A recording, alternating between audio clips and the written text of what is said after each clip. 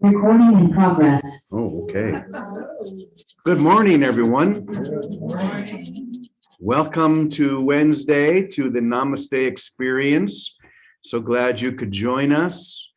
Today we are going to be talking about and hopefully experiencing the one. Who is the one? What is the one? Where is the one? I guess we could say everyone and everywhere, but that doesn't really help is if we have been confusing ourselves with thinking that maybe it's one person or a given special person who has a certain elevation, or certainly the concept of me not being the one based on all of the theories and past experiences that I've had, that certainly it can't be me.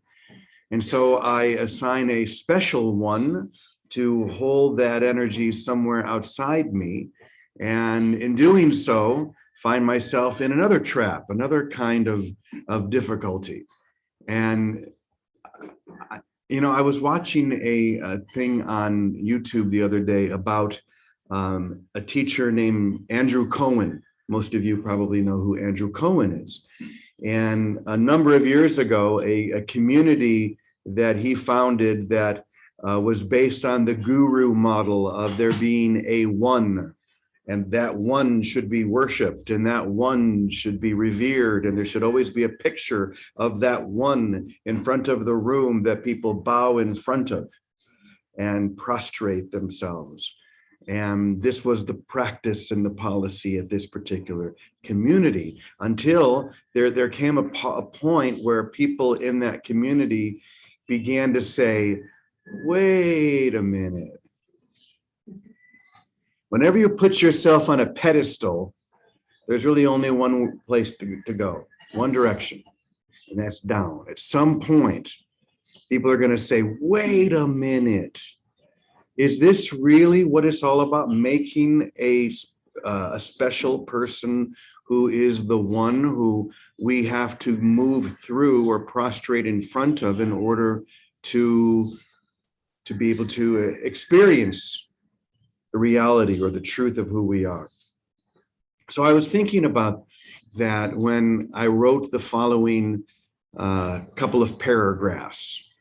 Who is the one? Where is that? Of course, we know that in order to be the one, that one must be everywhere and in everyone. Otherwise, it is not the one. To isolate and to separate and to say, here is the one, must also then immediately follow that there is one who is not. There is the one, and then there is the one who is not. Even if the teaching is such that, no, we are all that, as soon as we put someone up on that pedestal and say, that's the one that we have to now follow. Not that there are certain people who are not given function to be an example, to be a teacher, just like on a baseball team, one particular player is given the function of being the pitcher, whereas another player is given the function of being the outfielder. But you have to have a whole team in order to win the game. You have to all work together in order to do that. So even though the pitcher has that particular role, doesn't make the pitcher any more important than the outfielder. Am I making any sense? I feel like I'm just sort of, okay. I'm just going to read what I wrote, and we'll see if it takes hold. So we're going to read this, and then we're going to listen to a song, and we're going to get into the experience as we do. Un momento. Get this out of the way. Okay. So here it is, the one. So the moment you identify the one who is, the one who isn't appears. The moment you identify the one who is, the one who isn't immediately appears. They go together. If there is one who is, then there must be others who are not. Okay, I think I figured it out. Okay. This is the birthplace of every illusion.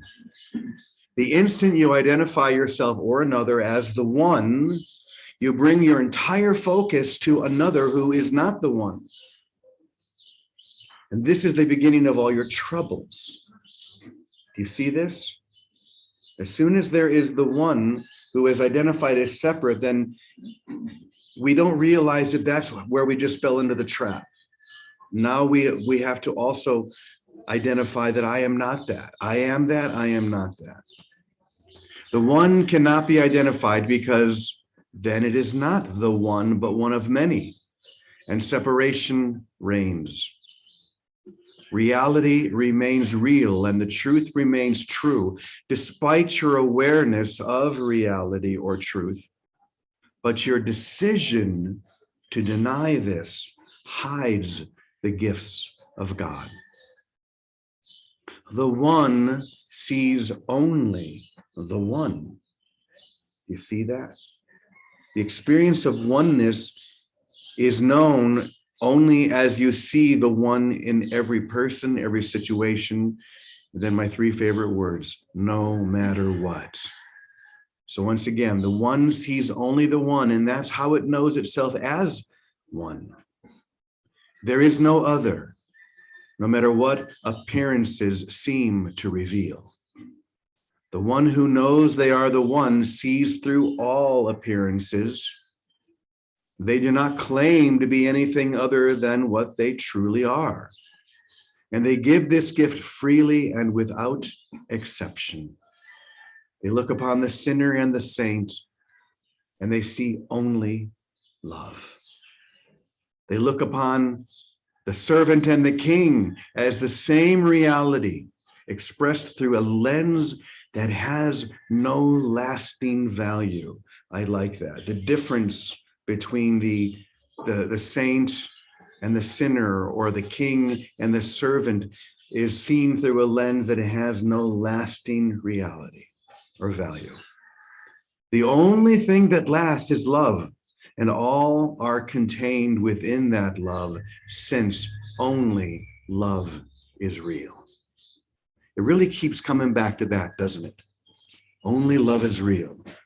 And if I want to enjoy and know that reality, I need to just relax into that space that sees everything through that lens of oneness, the only true lens that has any lasting value.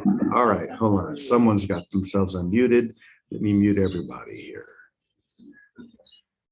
Okay. Hopefully that'll work. Okay. So that being said, we're going to experience a devotional song, because for me, devotion and love bring us deeper into that state of oneness and love with the one, that eternal oneness that's within each of us. For me, devotion, or what we could call bhakti yoga, is such a direct path into that experience. And many of you know that I wrote a song which I kind of produced it to honor my ordination, which is going to be happening in a couple of weeks. All of you guys are going to be invited. In fact, I found out yesterday that we're probably going to do the ordination on Zoom. So anyone, I can see Vicky clapping, anyone of you or anyone else who wants to see that ceremony, you're going to be able to see it on Zoom. So I wrote a song for the ordination which expresses my love of that one. And I hope you'll be able just to fall into it. Because to me, the experience, not the experience, but the identity of the one that connects me most deeply is that of the beloved, God as the beloved. So this is my song to the beloved, and I'm going to invite all of you just to feel this as if it's yours as well, to just enter into this song. In fact, I'll tell you the words now so that you can really feel them and not have to focus on them when we hear this song. Beloved, my one desire My heart is on fire for thee. Pull me closer into your arms. Beloved one, come rescue me. And I will build your house of stone, and you will not leave me alone. For I will love you both now and always. For you have loved me, yes, you have loved me in so many ways. Beloved, there's nothing left to give, for you live now in my heart. I can't remember my life before you came, for we've never been apart. I have built my life around thee, and now at last I can see. I will love you, yes, I will love you both now and always, for you have loved me. Yes, you have loved me in so many ways. So I'll invite you just to feel this song, this prayer, as we now together enter into that space of love, of holiness and grace.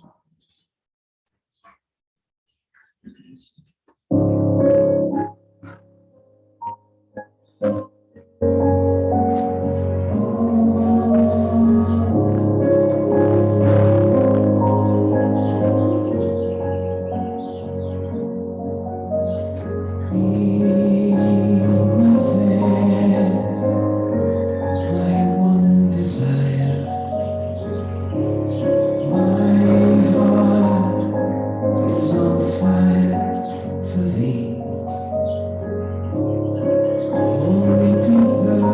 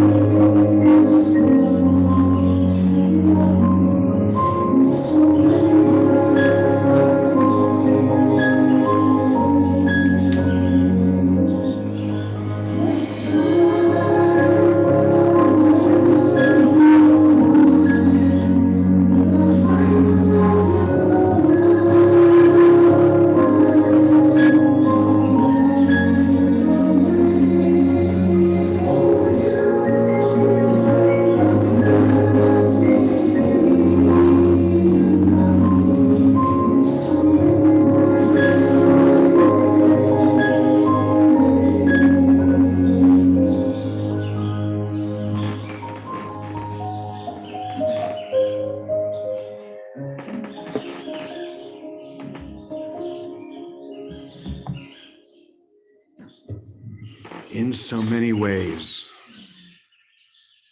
I have loved you. Yes, I have loved you.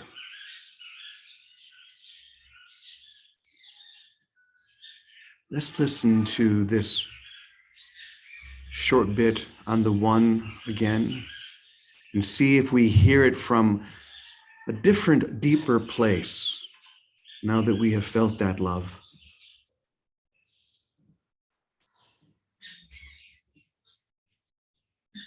The moment you identify the one who is, the one who isn't appears. This is the birthplace of every illusion. The instant you identify yourself or another as the one, you bring your entire focus to another who is not the one. And this is the beginning of all your troubles. The one cannot be identified because then it is not the one, but one of many, and separation reigns. Reality remains real, and truth remains true despite your awareness of reality or truth. But your decision to deny this hides the gift of God. The one sees only the one, and that's how it knows itself as the one. There is no other. No matter what appearances seem to reveal, the one who knows they are the one sees through all appearances. They do not claim to be anything other than what they truly are. And they give this gift freely and without exception. They look upon the sinner and the saint and see only love. They look upon the servant and the king and see the same reality expressed through a lens that has no lasting value. The only thing that lasts is love, and all are contained within that love, since only love is real. Only love is real. I'm going to bring Reverend Eliza up and just have her share a bit of what she's feeling after hearing this message or hearing this song. Good morning. Good morning. It's always lovely to have you come and share. Thank you. You're welcome. You know, it's one of those that there's no words. When you land in the experience of there's only love,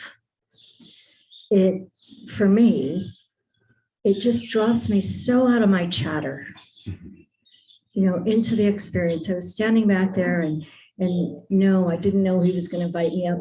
And the truth is, my first response is, I don't have my lipstick on. That's so funny. It's so That's true. the mind. That's the mind, right? What don't I have? Rather than, yeah. But standing back there and just sinking into the experience of the song and knowing that you wrote it for your ordination brought me back to my ordination, and it just opened to receive it, to feel it.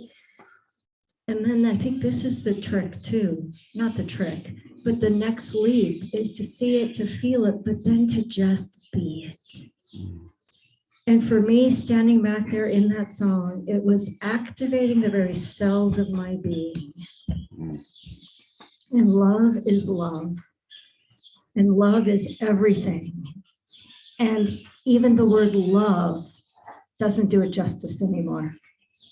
But it was just this energetic, this being, this presence, this activation, this light, and this love. And I know it's so true. As soon as I think about being love in one, I see everything unlike it. But if I simply be it versus think about it, boy, the world is beautiful. Yeah. It's pretty simple, doesn't it? It's so flippin' simple.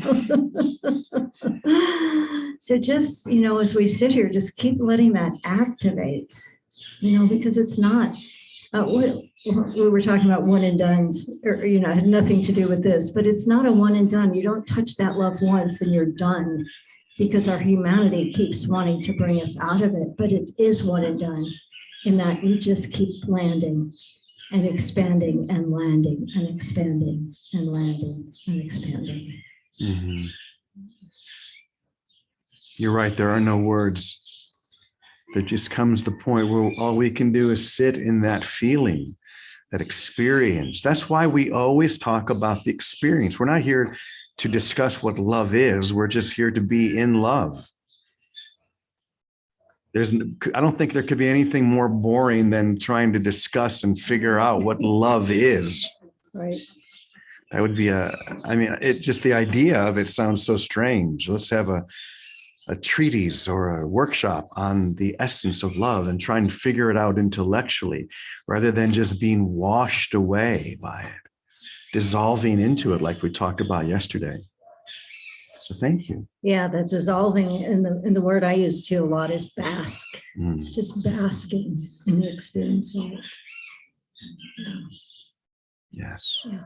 So Victoria, we're going to turn it over to you now. You and Theodore, calling you by your Yes, Brother James.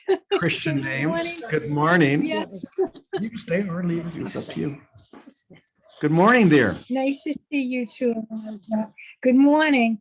So, holy orders, ordination, all that means is living from the inside out. Holy orders, being ordained to listen to the voice of love, to listen to the sacred and get all our cues from the sacred and not worry about the externals. And the idea of someone being the authority, whether it's a spiritual authority, political authority, a doctor, a lawyer, an Indian chief, it's the end of external authority. It's the blessing of all. And it is like a team. We're here, and if we see that we're all a team awakening together, we are given different roles, but there's no authority to one who takes his authority from within. And then we're told that we have dominion over everything. And dominion isn't a state of taking external cues. Dominion means that we take our only cue from within, from holiness. And then we look out and we give of that holiness in how we see everyone, just like you said. Then all we are here to do is recognize that. And in the giving and the recognize that we fulfill whatever is ours to do by grace, not by effort. But the whole ordination piece, we're all ordained to go within and to take dominion of our mind, of our being, and not be subject to contagious this or to bad politics over here, to anything outside of ourselves. And that when we take, the government is upon his shoulders, I think is a line from the Bible. When government is upon the Christ in us, our holiness in us, then everything we do, we reference there within, not outside of ourselves. And we can smile gently at those that still look outside of themselves. But when we live from the inside out, we become that force of love that helps others stabilize within rather than without. And that's our gift to bring to everyone here in time. We are ordained to holy orders, to listen to the voice of holiness within ourselves. That does give us dominion over seeming powers in the world, in material everywhere. It doesn't do it by force or by resisting. Resist not evil. It does it by seeing through it and saying that it's nothing that we are ever subject to, that we have to either get or we have to listen to and be afraid of if we do it right or wrong. Just listen within. And then everyone, everywhere is drawn. That's the fire. That's the real fire. That fire that's lit in us of holy orders, of the holiness within us burning and taking every cue from there. So I'm all excited. You're going to be on Zoom. I'll be there front and center. We all will be, Jimmy. Okay. Thank you. We will do that. And Teddy's not with us this morning. Oh, yes. All right, we'll give him our love. And I love how you talk about being stabilized from within rather than looking for our stability without. That gives one of the clearest differences between the egoic mind and the whole mind. The egoic mind is always looking out here, trying to find some situation, some person, some possession to stabilize me, to make me feel like I am now solid. I'm okay now. I have that car. I can relax until the new car smell goes away. And then I'm back to the same place. And that's the problem with looking for stability without, is that you always keep, it's a little cycle that it keeps coming back to the same place, as opposed to seeking the stability that is always within. And that's really what the ordination is.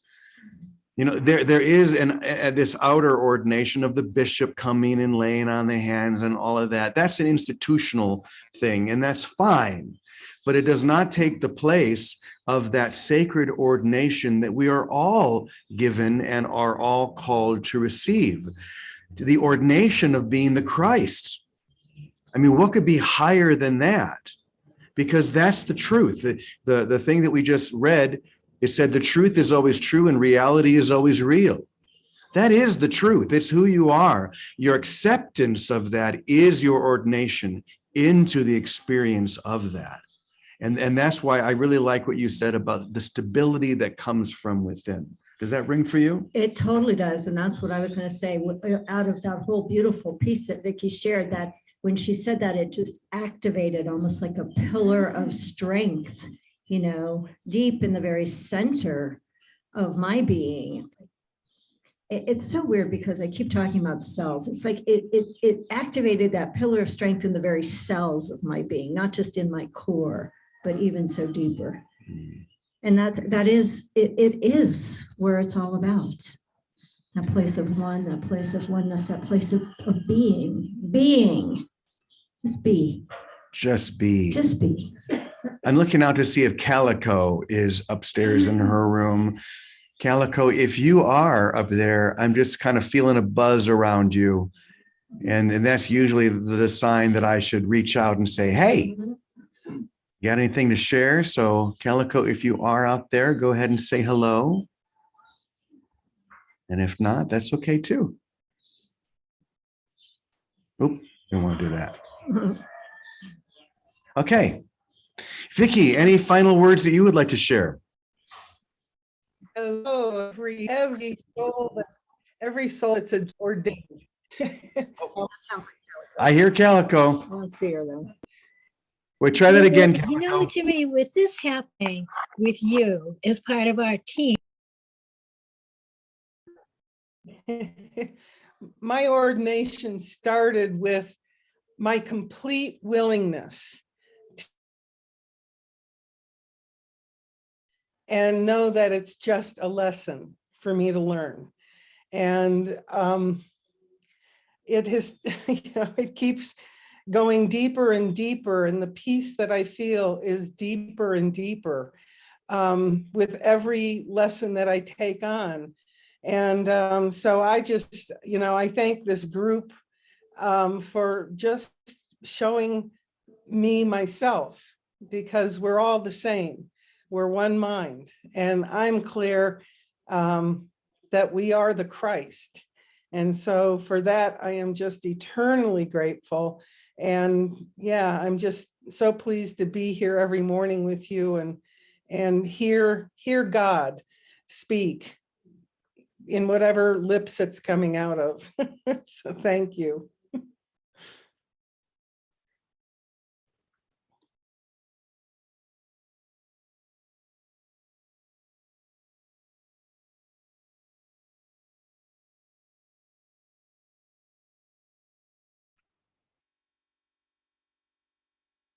did we all lose Jimmy?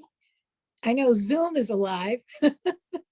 Oh, there we go. I was muted. And that's good because I Okay. just said a swear word. So Well, not quite. You didn't quite say it. I didn't quite say it. No.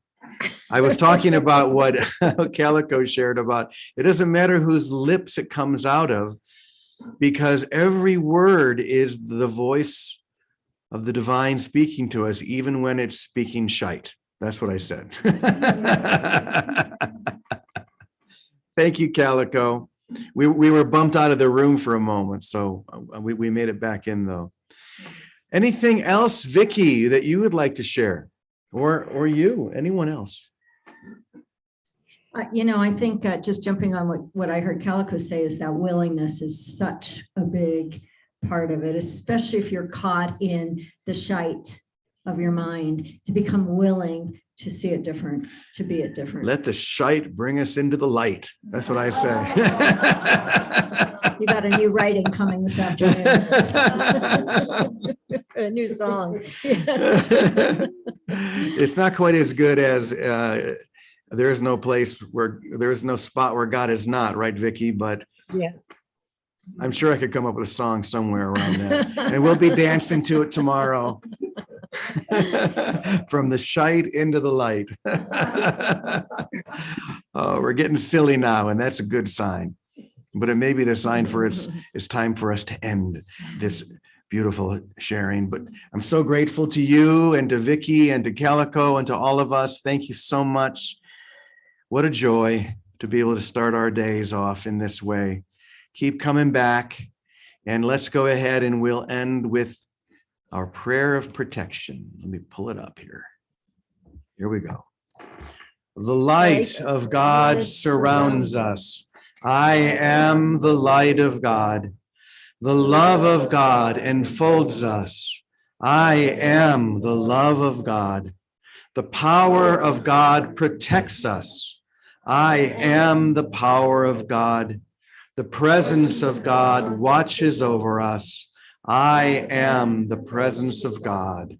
Wherever we are, God is, and all is well. So it is. Namaste, everyone. Namaste. Thank you. Namaste. Happy Wednesday. I love Lovely. you all.